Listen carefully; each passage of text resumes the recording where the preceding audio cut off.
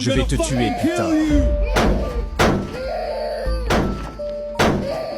Pour protéger sa fille de 5 ans, une mère célibataire a abattu un agresseur en proie à une crise de rage au volant dans la rue, et elle risque maintenant la prison à perpétuité. Il y a 2 ans, Catherine, 32 ans, se dépêchait d'emmener sa fille fiévreuse à l'hôpital.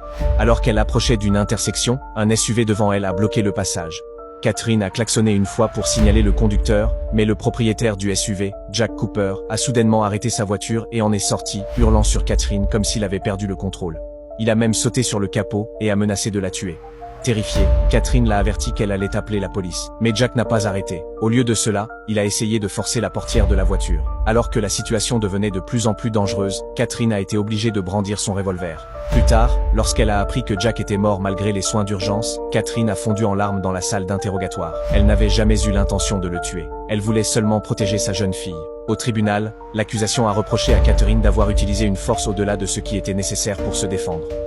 Ils ont argué qu'elle aurait pu rester dans la voiture et attendre la police. Mais après avoir examiné la vidéo des événements, le juge a estimé que Catherine était bel et bien en danger. On ne peut pas attendre d'une mère avec un jeune enfant qu'elle reste calme dans une telle situation, a déclaré le juge, avant de décider d'acquitter Catherine.